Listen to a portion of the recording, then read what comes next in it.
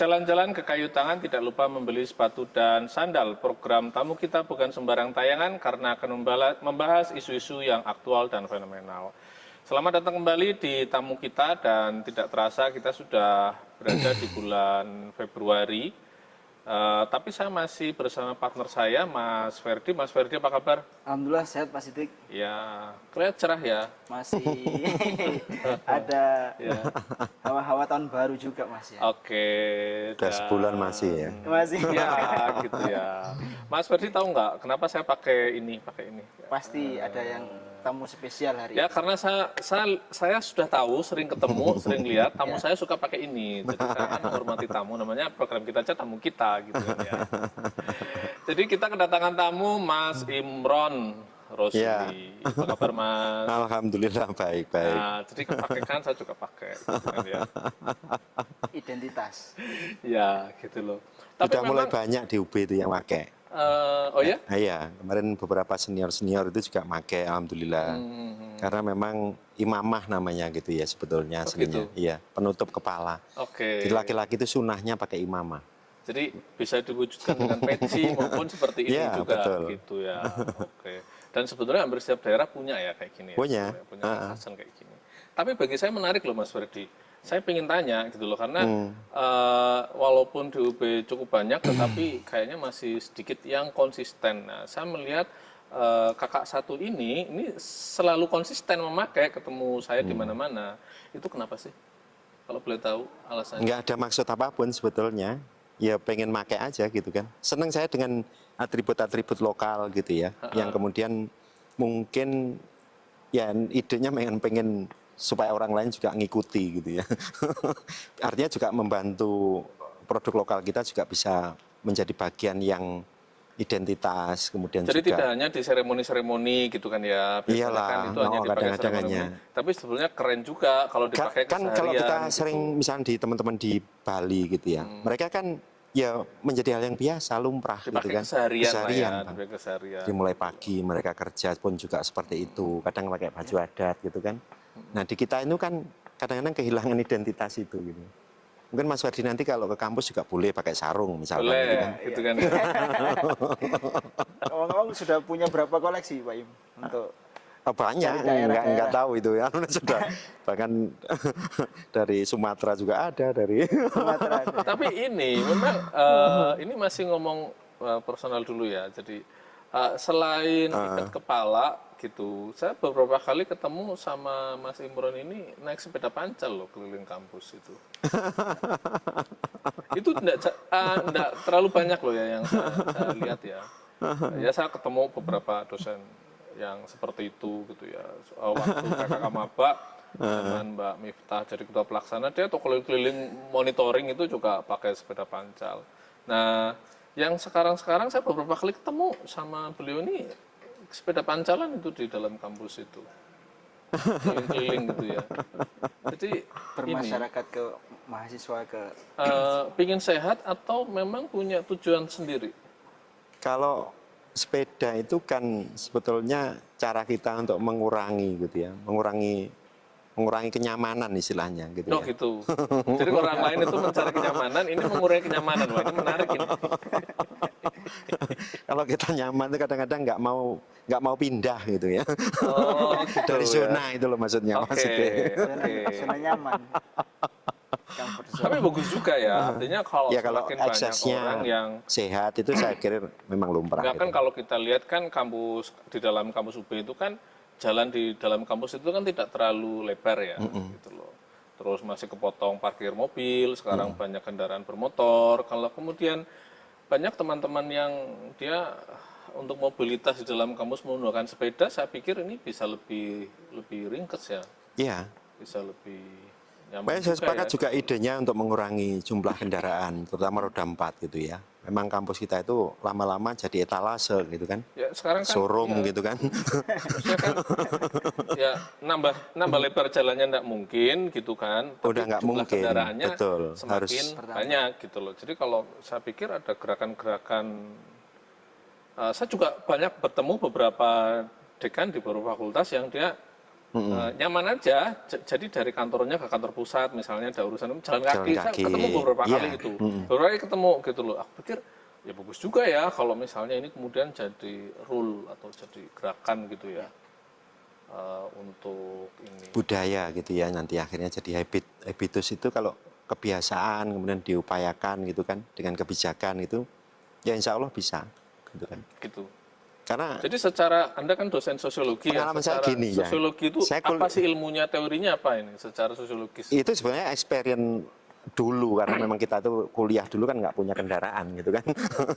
Dari Sumbersari ke Fakultas Ekonomi itu juga jalan kaki gitu kan. Ya, Jadi ya mungkin sekarang juga terbawa rendezvous itu gitu ya, mengenang masa lalu mungkin begitu ya. Nah teman-teman pun juga punya semangat spirit yang mungkin juga sama gitu ya, pengen jalan kaki, memang ada persyaratan sekarang dengan memakai gadget bisa menghitung berapa sehari gitu-gitu kan, atau naik sepeda bakal gitu. kalorinya berapa gitu ya. Nah itu kan juga saya kira memang bagian dari upaya-upaya yang saya kira selaras gitu ya dalam hal bagaimana sebenarnya kita bicara tentang skala lebih luas gitu ya. Mungkin hal yang pribadi yang kita lakukan itu jika berdampak itu kan baik untuk diikuti ataupun tadi mungkin juga banyak orang yang kemudian mau tergerak gitu kan. Sama seperti kita naik mobil enak aja buang sampah keluar gitu kan. Mobilnya bersih tapi luarnya kotor.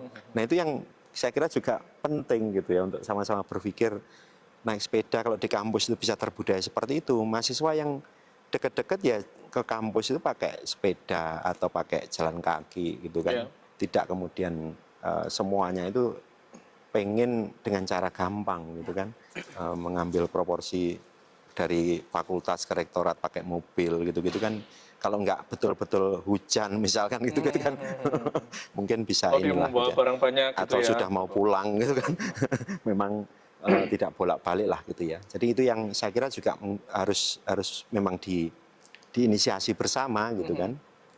Bukan kita gaya-gayaan istilahnya gitu ya, naik sepeda ini enggak gitu. Nah itu yang saya kira juga Mas Ide dari rektorat ke Masjid Raden Patah juga jalan kaki kan. Ya betul.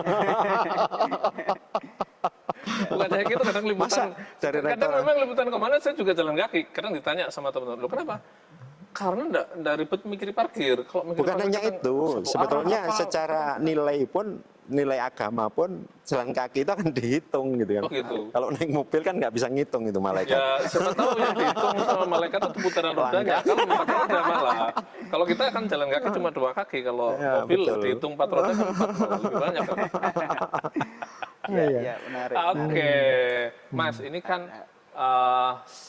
satu yang ya saya sering nulis juga di Visip, di mana juga sering ada acara gitu kan ya. Salah satunya itu kan about SDGs ya sebetulnya. Nah ini kan menarik ya. Beberapa pekan lalu kita sudah bahas masalah model kebijakan publik saat ini ya, yang apa? Tidak hanya partisipatif tapi juga kolaboratif ya. Kolaboratif government ya. Kalau kolaboratif government bahkan multi kolaboratif ya, tidak hanya pentahelik ya. Kalau kita kemarin ingat penjelasannya Prof. Andi Fefta ya gitu ya. Nah kalau SDGs sendiri ya, apalagi di UP itu kan juga ada SDG Center ya, kalau nggak salah ya. Itu Di Visip. so far sampai sekarang sampai mana sih?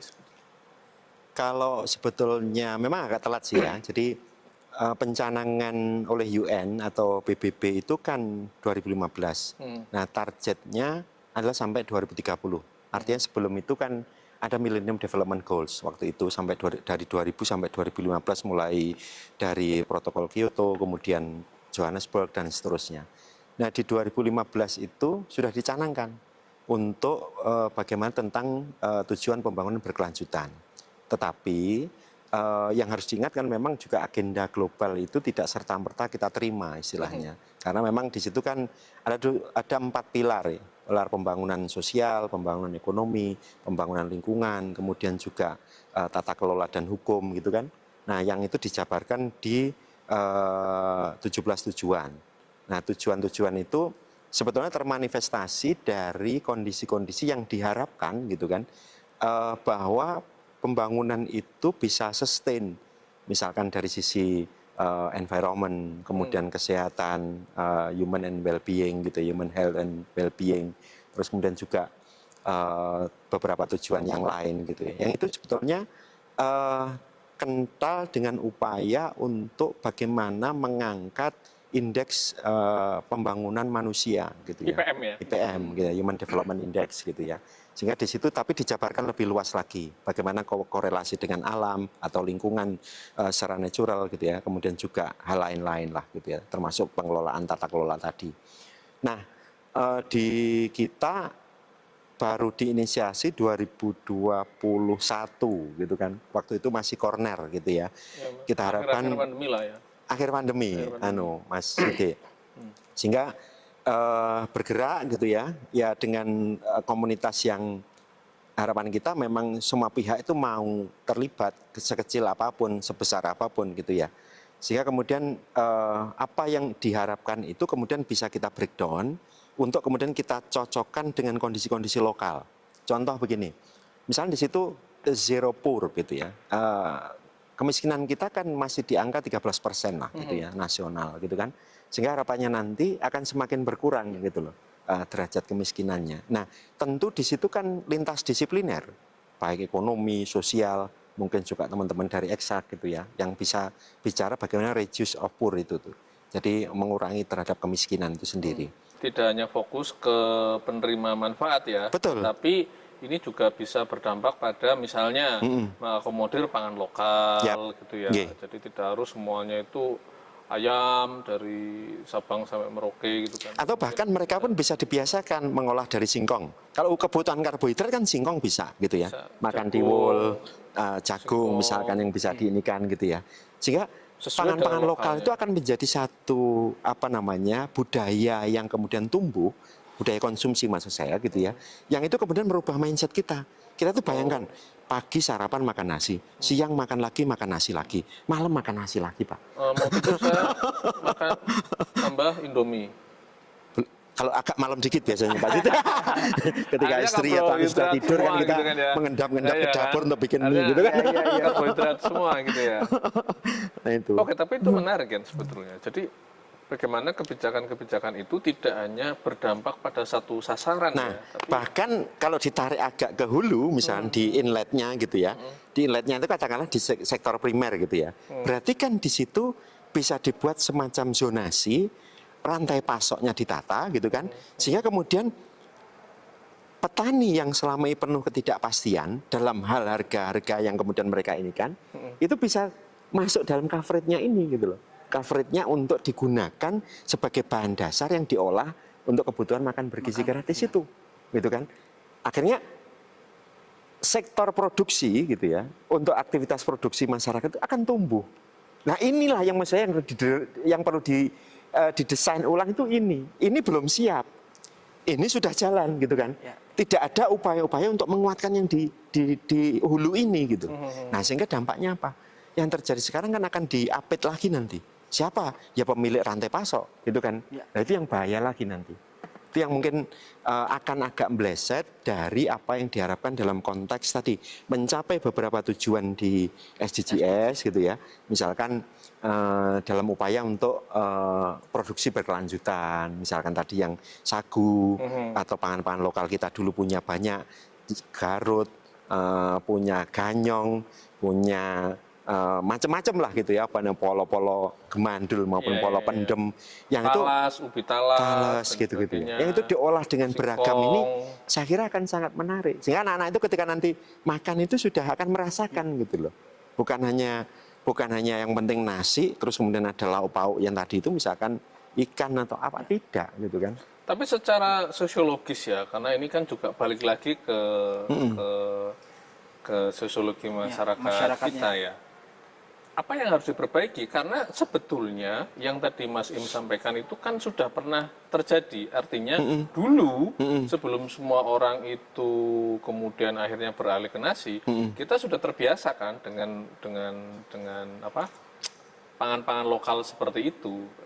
Nah sekarang kalau misalnya kemudian karena perkembangan kebijakan juga mulai dari zaman Orde Baru dan sebagainya, jadi kita semua kemudian akhirnya terbiasa makan nasi, persepsi kita juga akhirnya berubah gitu loh. Secara sosiologis kebiasaan kita juga berubah. Jadi sekarang kita itu memandang kalau orang makan beras jagung itu adalah kelas 2 dan sebagainya itu kan gitu. Nah, Apa yang harus dilakukan supaya kita bisa yang kalau menerima kalau kita lihat seperti analoginya itu? begini, eh, kebutuhan data dalam hal ini adalah gadget kita itu kan antara need or want gitu kan, antara kebutuhan dan keinginan, gitu kan kira-kira. Nah, sekarang itu menjadi kebutuhan. Sedemikian rupa watak pragmatisnya kita mengambil dengan cara mudah, mengolah tidak ada upaya-upaya untuk mengolah, itu kan watak yang kemudian tumbuh karena memang kita juga sudah dihimpit dengan pola-pola yang pragmatis gitu. Karena apa-apa yang digambarkan Rusto, saya membayangkan begini. Dulu ilmuwan namanya Rusto itu dia bicara tentang, saya baru ngangen sekarang, mature consumption atau konsumsi melimpah. Sekarang kan bingung kita mau makan apa ya gitu ya. Dulu kan bingungnya apa yang mau dimakan gitu loh. Sekarang mau makan apa? Apa aja ada masalahnya Mas Sidik. Anda jalan gitu ya, kiri kanan itu sudah orang jualan. Semua ada gitu ya. Jadi konsumsi melimpah itu menurut saya juga berdampak kepada perilaku masyarakatnya akhirnya. Baik individu maupun komunitas gitu ya. Sehingga kemudian di situ menumpulkan upaya-upaya untuk lebih produktif di dalam mulai menanam sampai mengolah tadi. Sehingga hilang pelan-pelan ini. Pangan-pangan lokal yang dulu hilang. Nah itu yang memang berat gitu ya. Jadi aspek sosiologisnya Laras. yang terjadi seperti itu. Oke, baik. Sebelum kita lanjut, teman-teman, ini menarik sekali. Ya, perbincangan kita juga masih sangat menarik, masih bersama Simron. Tapi kita akan jeda untuk beberapa saat masih di tamu kita.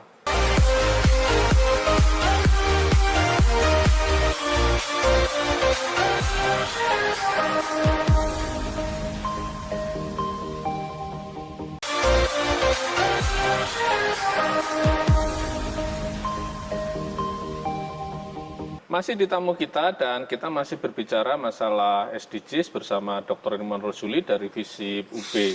Dan acara ini masih didukung oleh UB Fresh, Hotel Grand Mercure Malang Miramar, dan baju yang saya pakai dari Karita. Baik, Mas Imron, tadi itu ada satu lontaran yang menarik ya Mas Ferdi ya. Jadi kita masih belum sampai pada substansi, masih pada angka-angka yang itu secara statistik. Nah, ini sebenarnya menarik ya, karena kadang sering kita menjumpai polemik-polemik itu yang berkaitan dengan angka, gitu. Yang angkanya berbeda. Taruhlah misalnya angka kemiskinan, sering kita juga misalnya kayak kemarin ribut-ribut bansos misalnya ya, Kementerian A punya data sendiri, Kementerian B punya data sendiri, apalagi waktu itu sempat aneh gitu ya, misalnya Pak Jokowi bisa membagikan bansos tanpa melewati Kemensos misalnya. Nah, terus orang kan bertanya, pakai datanya siapa gitu kan ya. Nah ini kan hal-hal seperti ini masih terjadi ya. Faktanya memang masih terjadi. Jadi ada, walaupun sudah ada upaya-upaya misalnya melalui satu data gitu ya, Indonesia satu data dan sebagainya, satu data Indonesia dan sebagainya. Artinya biar menjadi rujukan yang pasti untuk melangkah ke sana. Sebetulnya apa problem yang terjadi sehingga masih belum bisa melangkah substansi dan kadang masih berkutat di angka-angka itu? Sebelum itu memang begini. Jadi pola yang saya lihat gitu ya, setelah saya coba amati dari sebuah pola, kenapa sih ketika misalkan dari SDGs itu kemudian belum bisa sebetulnya mengarah kepada upaya-upaya secara substansi gitu ya. Yang pertama memang mendiseminasinya itu memang belum bisa masif. Sehingga tidak banyak orang yang tahu. Di kampus ini aja kadang-kadang orang bingung, SDGs itu apa gitu kan. Oh iya. Apalagi kita bicara pada masyarakat gitu. Apalagi kan. kadang nulisnya juga susah karena ada huruf besarnya, huruf kecilnya gitu kan. Loh iya, saya kan di sini sering nulis naskah, ngedit naskah gitu kan ya. Itu kalau udah SDGs itu kadang saya googling dulu yang benar gimana sih, yang besar mana, D-nya yang besar mana gitu. Iya. Nah, itu yang jadi problem. Nah, itu susah gitu loh. Yang kedua, dalam proses itu kemudian berimplikasi terhadap proses akhirnya. Misalnya begini. Di tiap kabupaten kota, provinsi, dari nasional, dari Bappenas itu sudah mencanangkan sebetulnya. Jadi arah anggaran itu harus nyantol kepada tujuan-tujuan di SDGs, gitu kan? Nah, kesulitannya adalah karena pemahaman mereka tadi belum masuk, maka kemudian proses ini juga terhambat pada sisi proses. Makanya kita bayangkan sampai di kabupaten kota saja masih sulit, gitu kan? Apalagi sampai di desa, gitu kan? Sehingga yang terjadi tadi, data yang masuk dari hasil-hasil seolah-olah capaian, gitu ya, itu kemudian banyak yang terjadi manipulasi substansi. Sehingga data itulah yang dimainkan, gitu ya.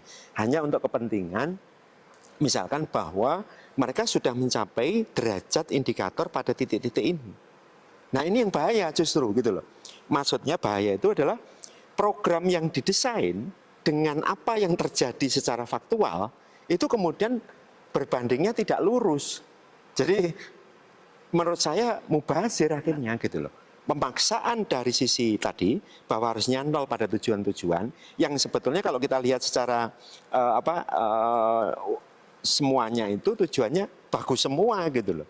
Hanya memang ya itu harus penyesuaian. Maka kita juga Mas Ide dan Mas Ferdi itu melakukan proses untuk pembumian indikator itu sesuai karakter lokal. Contoh begini, kemiskinan di masing-masing wilayah, antar wilayah kota dan desa itu beda, gitu.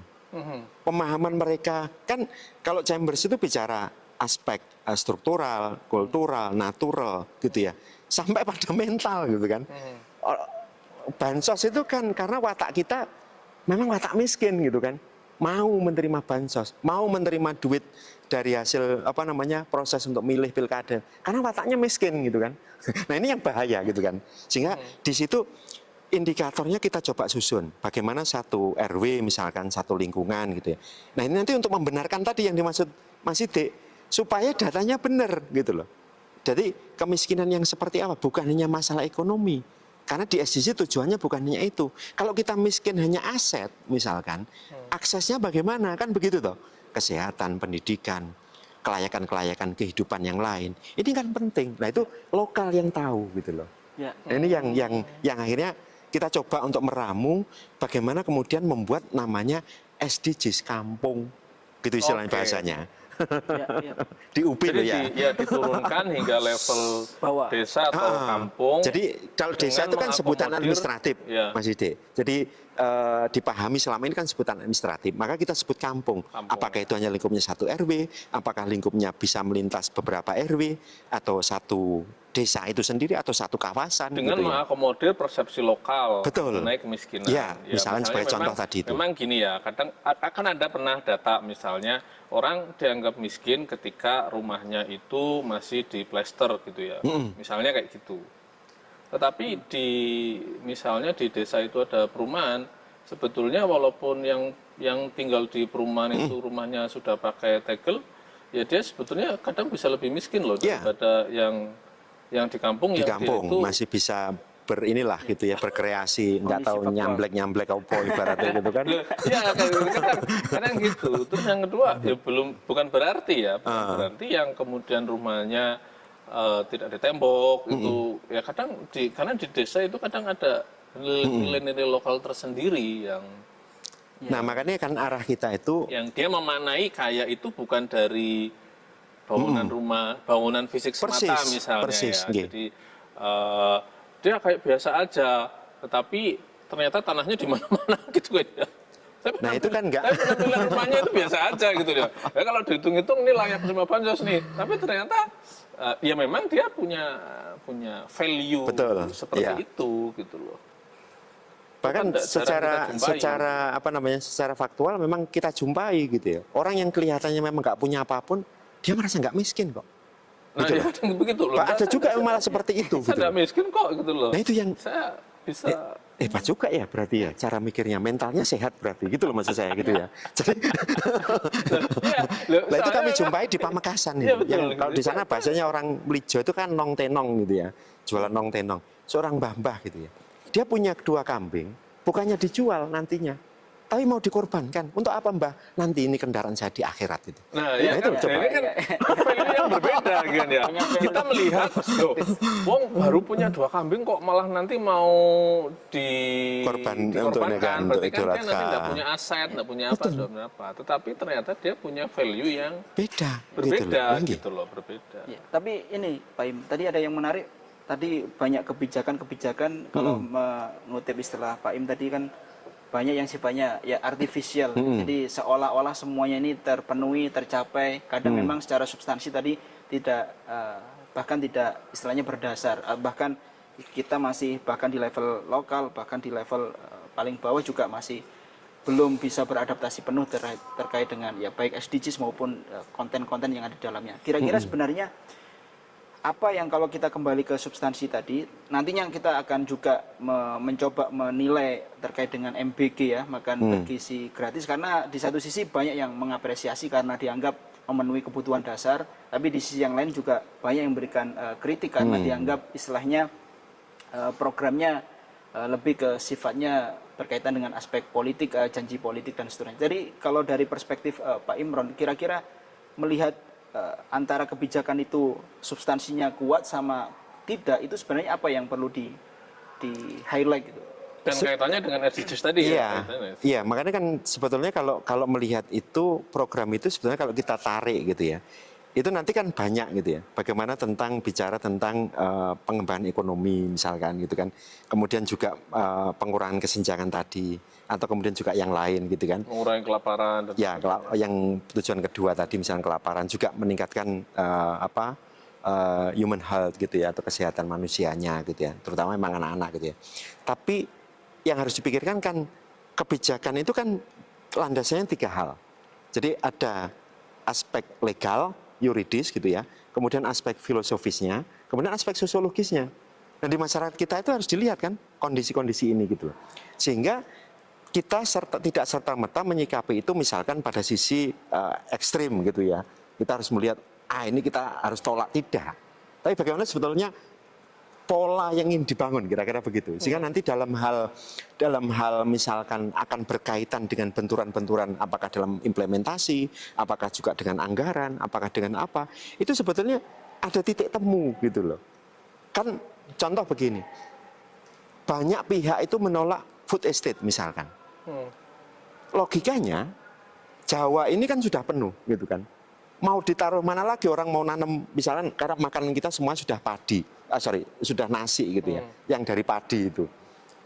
Kalau Jawa ini dipaksa untuk produksi padi, petani udah banyak nggak mau, gitu. Karena apa? Lahannya sudah semakin kecil, sehingga peasant atau petani gurem ini kalau nanam padi itu kan lama durasinya. Nah, mereka memilih tanaman yang cepat. Misalkan usia sebulan sudah panen sayur atau apa misalnya begitu. Sehingga rantai pasoknya pasti akan berkurang. Belum lagi alih fungsi lahannya gitu ya. Macam-macam situasinya. Maka kemudian dibukalah. Tapi ketika mengait dengan food estate, mestinya kan kita ada proses yang agak radikal. Dulu misalkan Papua itu terkenal makanan lokalnya adalah olahan sagu. Bisa nggak ya kira-kira kemudian harus dikembalikan pada diversifikasi pangan lokal yang bisa memberikan mereka pride gitu ya. Tidak, makanannya apa? Nasi jagung. Oh, kelas 2. Itu kan dulu itu kan muncul stereotip itu gitu ya. Jadi yang memang piranti-piranti ekosistemnya nanti harus disiapkan itu. Tidak serta-merta. Tidak apa-apa program food estate, tetapi harus dialokasikan juga lahan-lahan untuk mengakomodir pangan lokal yang tumbuh di situ. Persis, nggih. Sehingga tidak apa-apa, karena di Jawa itu misalnya memang sudah sulit menanam padi, tidak apa-apa kita tanam padi di Papua, tetapi harus juga ada areal untuk menanam sagu, yang lain misalnya di mana gitu ya. Di situ, sehingga nanti padi yang dari sana itu memang hanya untuk memenuhi konsumsi di Jawa katakanlah gitu. Memang di Jawa dan di sana. Sebab kalau semuanya nanti harus nasi, ya memang betul kita akan membutuhkan lahan yang sangat luas, membutuhkan sumber air yang sangat banyak ya, karena padi ini kan rakus air kalau tidak salah kemarin ceritanya teman-teman pertanian itu.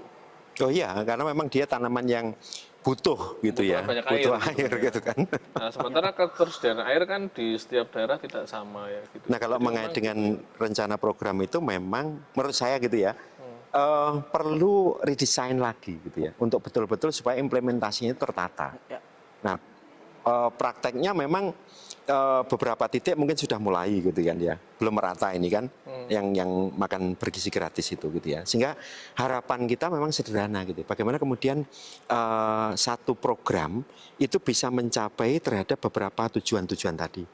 Jangan hanya satu program untuk satu tujuan gitu kan, tapi berapa cabang yang bisa dikembangkan dari situ itu. ya misalnya kayak makan bersih gratis itu tidak hanya fokus ke penerima manfaat ya, Betul. tapi ini juga bisa berdampak pada misalnya mengakomodir pangan lokal Yap. gitu ya. Nggih. Jadi tidak harus semuanya itu ayam dari Sabang sampai Merauke gitu kan. Atau bahkan mereka pun bisa dibiasakan mengolah dari singkong. Kalau kebutuhan karbohidrat kan singkong bisa gitu ya. Bisa. Makan Jagung, tiwul, jagung singkong. misalkan yang bisa diinikan gitu ya.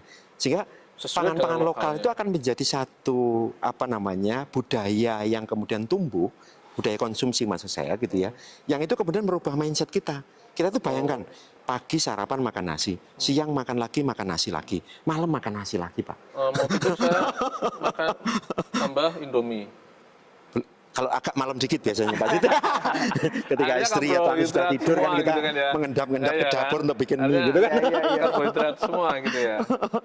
Nah itu. Oke, tapi itu menarik kan sebetulnya. Jadi bagaimana kebijakan-kebijakan itu tidak hanya berdampak pada satu sasaran Nah, ya, tapi bahkan kalau ditarik agak ke hulu, misalnya di inletnya gitu ya, di inletnya itu katakanlah di sektor primer gitu ya. Berarti kan di situ bisa dibuat semacam zonasi, rantai pasoknya ditata gitu kan, sehingga kemudian petani yang selama ini penuh ketidakpastian dalam hal harga-harga yang kemudian mereka ini kan, itu bisa masuk dalam coverage-nya ini gitu loh. Coverage-nya untuk digunakan sebagai bahan dasar yang diolah untuk kebutuhan makan bergizi gratis itu, gitu kan. Akhirnya sektor produksi gitu ya, untuk aktivitas produksi masyarakat itu akan tumbuh. Nah inilah yang menurut saya yang perlu didesain ulang itu ini. Ini belum siap. Ini sudah jalan gitu kan. Ya. Tidak ada upaya-upaya untuk menguatkan yang di hulu ini gitu. Nah sehingga dampaknya apa? Yang terjadi sekarang kan akan diapit lagi nanti. Siapa? Ya pemilik rantai pasok, gitu kan. Ya. Nah itu yang bahaya lagi nanti. Itu yang mungkin akan agak meleset dari apa yang diharapkan dalam konteks tadi. Mencapai beberapa tujuan di SDGs gitu ya. Misalkan dalam upaya untuk produksi berkelanjutan. Misalkan tadi yang sagu atau pangan-pangan lokal kita dulu punya banyak. Garut, punya ganyong, punya macam-macam lah gitu ya, apa namanya polo-polo gemandul maupun Iya, polo iya, iya. pendem yang itu talas, ubi talas, talas dan gitu-gitu ya. sebagainya. Yang itu diolah dengan beragam ini Singkong. saya kira akan sangat menarik. Sehingga anak-anak itu ketika nanti makan itu sudah akan merasakan gitu loh. Bukan hanya yang penting nasi terus kemudian ada lauk pauk yang tadi itu misalkan ikan atau apa tidak gitu kan. Tapi secara sosiologis ya, karena ini kan juga balik lagi ke sosiologi masyarakat masyarakatnya. kita ya. Apa yang harus diperbaiki? Karena sebetulnya yang tadi Mas Im sampaikan itu kan sudah pernah terjadi. Artinya dulu sebelum semua orang itu kemudian akhirnya beralih ke nasi, kita sudah terbiasa kan dengan apa pangan-pangan lokal seperti itu. Nah sekarang kalau misalnya kemudian karena perkembangan kebijakan juga mulai dari zaman Orde Baru dan sebagainya, jadi kita semua kemudian akhirnya terbiasa makan nasi, persepsi kita juga akhirnya berubah gitu loh. Secara sosiologis kebiasaan kita juga berubah. Jadi sekarang kita itu memandang kalau orang makan beras jagung itu adalah kelas 2 dan sebagainya itu kan gitu. Nah, Apa yang harus dilakukan supaya kita bisa yang kalau menerima kita lihat seperti analoginya itu lagi? begini. Kebutuhan data dalam hal ini adalah gadget kita itu kan antara need or want gitu kan. Antara kebutuhan dan keinginan, gitu kan kira-kira. Nah, sekarang itu menjadi kebutuhan. Sedemikian rupa watak pragmatisnya kita mengambil dengan cara mudah, mengolah tidak ada upaya-upaya untuk mengolah. Itu kan watak yang kemudian tumbuh karena memang kita juga sudah tadi sudah dihimpit dengan pola-pola yang pragmatis gitu. Karena apa-apa yang digambarkan Rusto, saya membayangkan begini. Dulu ilmuwan namanya Rusto itu dia bicara tentang, saya baru ngangen sekarang, mature consumption atau konsumsi melimpah. Sekarang kan bingung kita mau makan apa ya gitu ya. Dulu kan bingungnya apa yang mau dimakan gitu loh. Sekarang mau makan apa? Apa aja ada masalahnya Mas Dik. Anda jalan gitu ya, kiri kanan itu sudah orang jualan. Semua ada gitu ya. Jadi konsumsi melimpah itu menurut saya juga berdampak kepada perilaku masyarakatnya akhirnya. Baik individu maupun komunitas gitu ya. Sehingga kemudian di situ menumpulkan upaya-upaya untuk lebih produktif di dalam mulai menanam sampai mengolah tadi. Sehingga hilang pelan-pelan ini. Pangan-pangan lokal yang dulu hilang. Nah itu ya, yang memang berat gitu ya. Jadi aspek sosiologisnya Laras. yang terjadi seperti itu. Oke, baik. Sebelum kita lanjut, teman-teman, ini menarik sekali. Ya, perbincangan kita juga masih sangat menarik, masih bersama Imron. Tapi kita akan jeda untuk beberapa saat masih di tamu kita.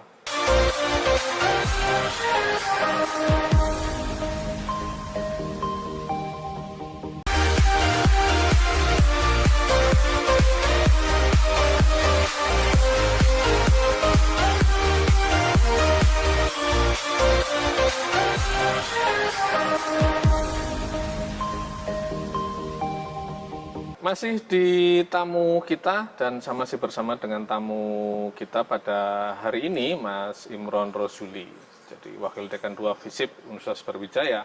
Dan program ini masih didukung oleh Befresh, Hotel Grand Mercure Malang Mirama, serta Karita. Nah, Mas Imron, ini kalau kita melihat ya, Anda kan sebagai seorang dosen sosiologi gitu ya.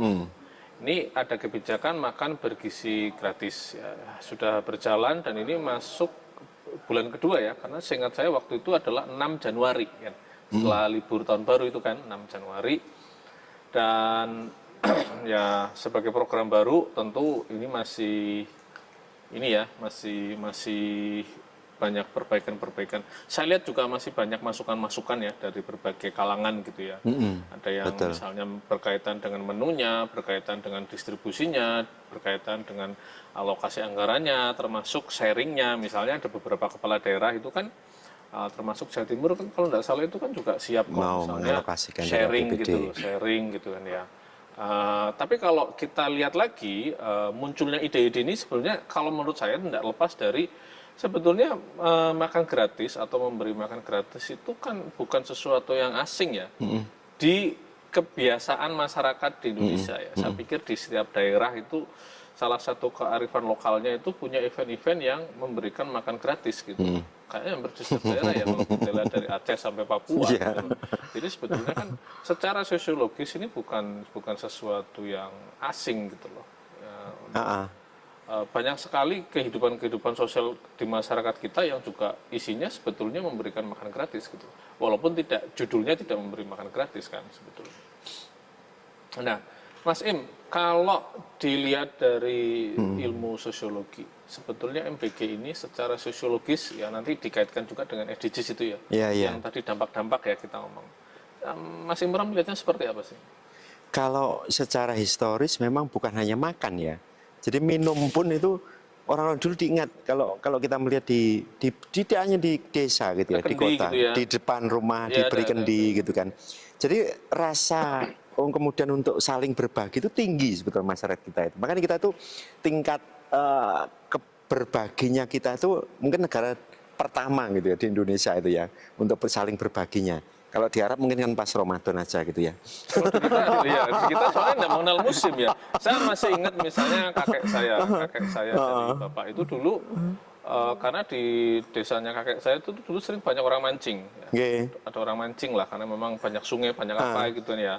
Terus mereka misalnya, karena kakek saya punya musola, terus orang itu nunut sholat, semua orang itu kakek saya tidak pernah bertanya dia dari mana siapa ya, kalau mau ditawari dikasih makan, dikasih apa gitu ya. Jadi makanya ketika tidak pakai syarat dan ketentuan berlaku gitu loh. Iya, ketika kemudian event ketika ada acara-acara seremoni gitu ya, ya selalu makannya gratis gitu kan.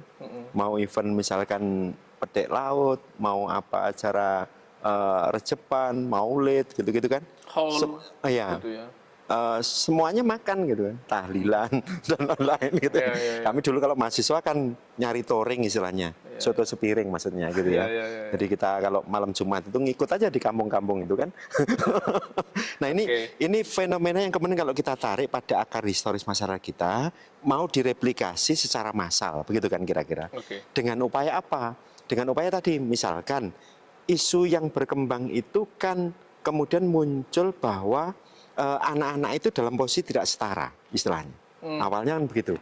Bahwa mereka ada yang makan, ada yang membawa bekal dari rumah misalkan, ada yang enggak. Gitu Nah ya. gitu-gitu kan. Sehingga negara itu pengennya harapannya hadir gitu loh maksudnya ya. Untuk kemudian oke lah kita mencoba itu gitu ya. Mencoba dengan cara program yang disebut dengan makan bergizi gratis. Nah kalau merujuk yang tadi saya sampaikan, dia bisa mengembang ke banyak tujuan memang. Baik tadi aspek kesehatan, kelaparan, mungkin kelaparan agak sedikit lah ya. Kemudian yang paling penting di tujuan ke-12, konsumsi dan produksi yang bertanggung jawab istilahnya. Di tujuan SDGs itu.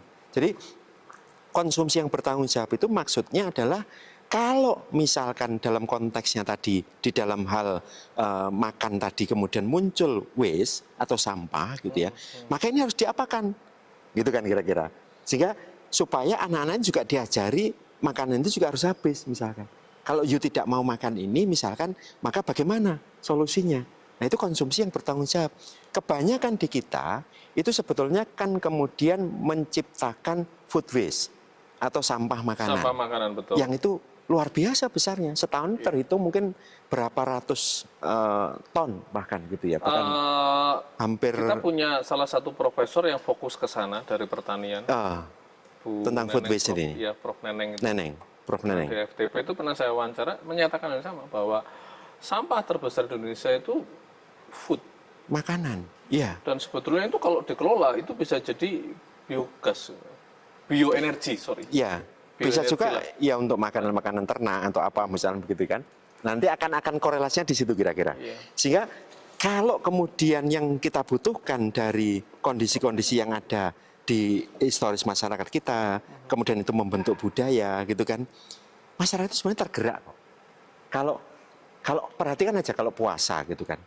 Dalam nilai agama itu kan bicara kalau you memberi makan kepada orang yang berpuasa, maka pahalamu sama gitu loh. Nggak dikurangi sebesar biji zarah pun ibaratnya. Nah ini kan semangat yang kemudian sebetulnya dalam hal ketika orang mencoba pada bulan Ramadan gitu. Banyak kan orang yang menyumbang untuk buka bersama, Ya, untuk buka puasa di masjid atau dimanapun gitu ya. Nah itu kan watak yang sebetulnya terhabituasi di dalam masyarakat kita yang tumbuh dari kultur-kultur yang antara nilai sosial, nilai agama, nilai-nilai yang lain gitu kan. Itu yang bersentuhan gitu loh. Artinya memang ini yang perlu disinergikan ataupun diorkestrasi ya. Betul. Maksudnya, ya kita kan tahu lah ya kalau sebuah kebijakan itu hanya negara yang melakukan itu kan juga berat. Ya. Artinya kalau memang tujuannya misalnya kayak tadi membangun kesetaraan, mengurangi kelaparan, terus menggerakkan ekonomi berbasis lokal gitu ya. Jadi kalau misalnya MBG ini bisa kemudian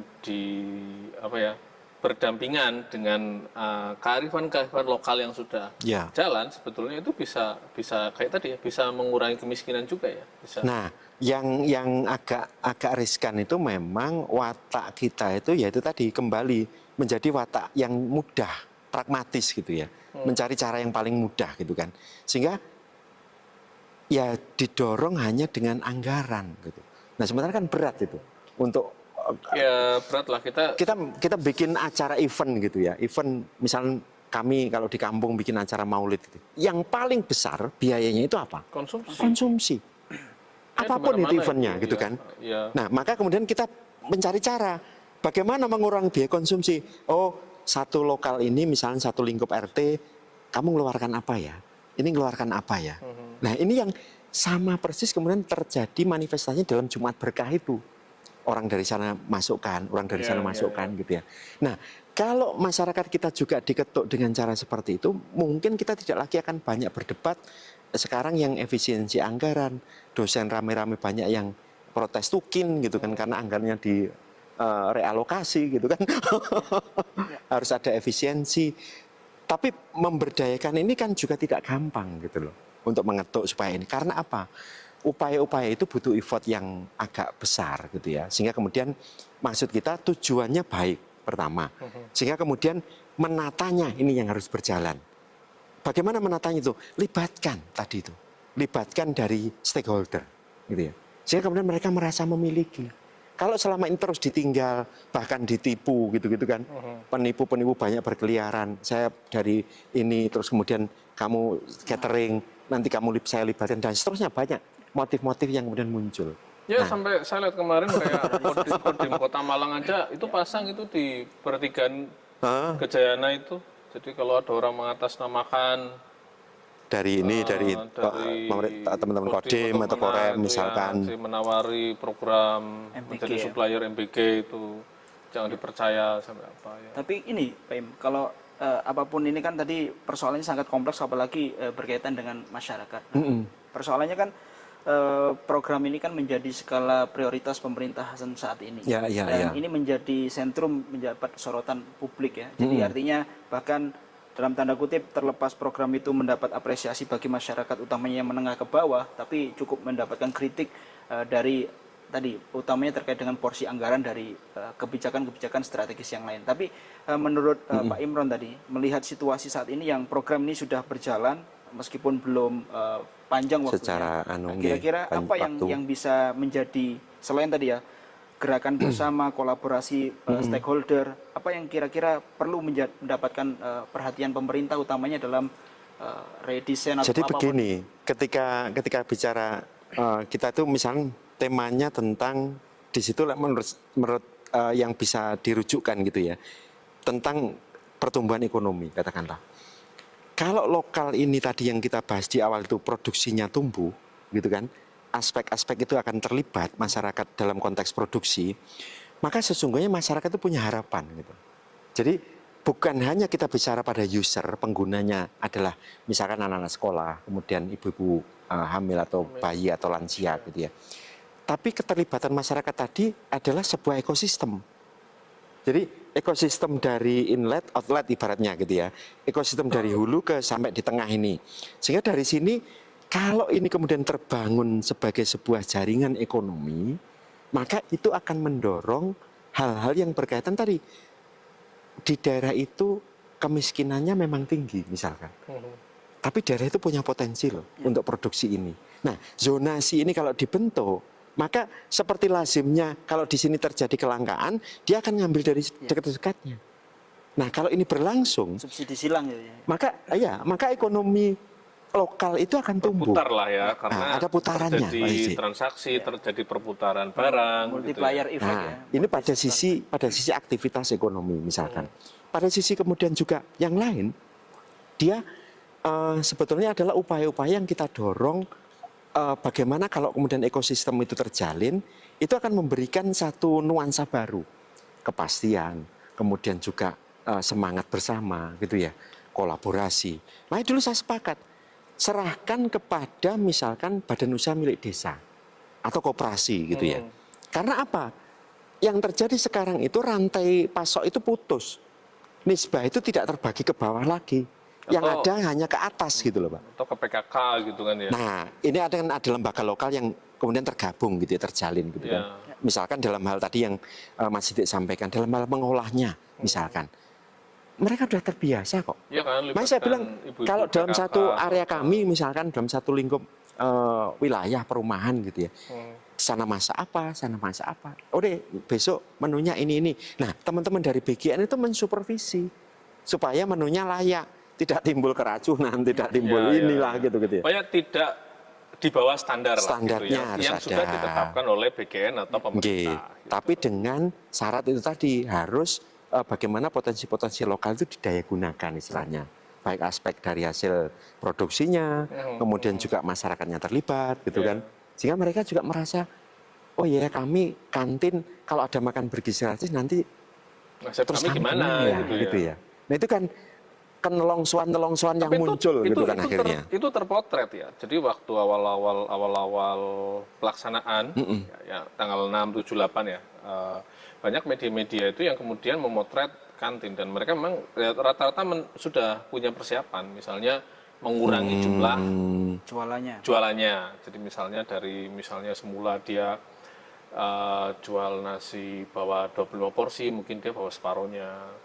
Terus atau misalnya dia mengganti, jadi misalnya menjadi makanan ringan, atau hanya fokus pada minuman, kayak gitu ya. Atau snack atau apa. Cuma ya memang ya ya ini kan cuma potret di beberapa tempat ya. Tapi menurut saya memang itu perlu dipikirkan. Artinya nanti kalau misalnya itu dikelola secara lokal juga distribusi itu bisa lebih pendek ya.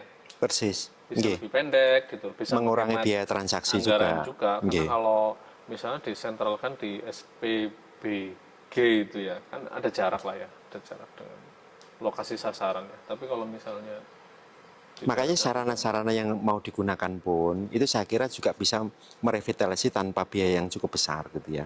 Misalkan di satu titik itu tinggal di data, itu awal sudah dilakukan sebetulnya. Misalnya di Kota Malang itu teman-teman Kodim itu sudah melakukan itu, titik-titiknya maksimumnya berapa, kapasitinya misalnya sudah sebetulnya. Hanya kemudian artinya, memang misalnya ya di daerah-daerah itu yang memungkinkan bisa dibuat dapur umum katakanlah dan misalkan itu, gitu kah? mohon maaf ya, bukan berarti kita mendoakan ada bencana, itu juga bisa berfungsi ketika ada bencana. Ketika kondisi-kondisi darurat. Kondisi darurat Betul, lah. Bukan kita ya. Tapi kan memang faktanya di masyarakat kita kan sering ada bencana gitu. Dan di situ ketika itu sudah ada dapur yang sesuai dengan standar, nah itu kan bisa langsung difungsikan saja, kan tinggal menambah kapasitas saja. Betul. Gitu ya. Nah, makanya kalau tadi Mas Ferdi sampaikan, memang ini prioritas pemerintahannya Pak Prabowo misalnya gitu ya, dalam hal makan bergizi ini sebagai salah satu instrumen utama gitu kan ya. Ya kami misalnya dari sisi akademisi, awal memang saya sedikit risau gitu ya. Kenapa ya harus seperti itu ya? Padahal anak-anak itu juga mereka ada yang orang mampu yang mungkin tidak terbiasa juga ini.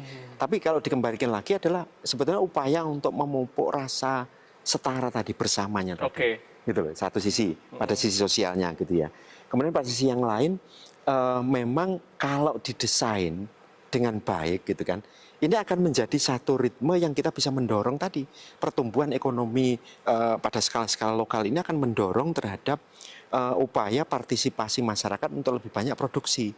Gitu kan? Betul. Anda melihat sekarang lebih banyak sebenarnya konsumsi. Pertumbuhan ekonomi kita itu lebih didorong oleh pertumbuhan konsumsi. Kan ya kita masih di sana-sana aja. Jadi sehingga kan banyak pengamat ngomong kalau hanya 5%, kita nggak apa-ngapain juga 5%. Karena diam aja. hanya ditopang dari konsumsi gitu loh. Nggak usah ngapa-ngapain juga itu akan kisarannya sekitar 5%-an, 4-5% gitu loh. Karena memang natural aja kan itu sudah nggak perlu ada apapun gitu ya. Apalagi kan kita, yaitu tadi, kita negara yang memiliki banyak value atau nilai yang itu menggerakkan ekonomi. Misal puasa, lebaran, mudik, Natal. Betul, even banyak lah gitu ya, ditambah Imlek, hari-hari raya yang lain gitu kan, hari-hari besar. Ya, kita memiliki banyak value-value yang Idul Fitri, Idul Adha, yang itu secara sosial itu menggerakkan ekonomi dengan sendirinya gitu. Makanya kalau kemudian saya tarik lagi dalam hal mendorong tadi, misalkan mendorong kepastian harga. Sehingga tidak terjadi fluktuasi harga yang luar biasa, cabai katakanlah harga sampai 150, nggak masuk akal bagi saya gitu ya. Dengan dalih apapun gitu ya.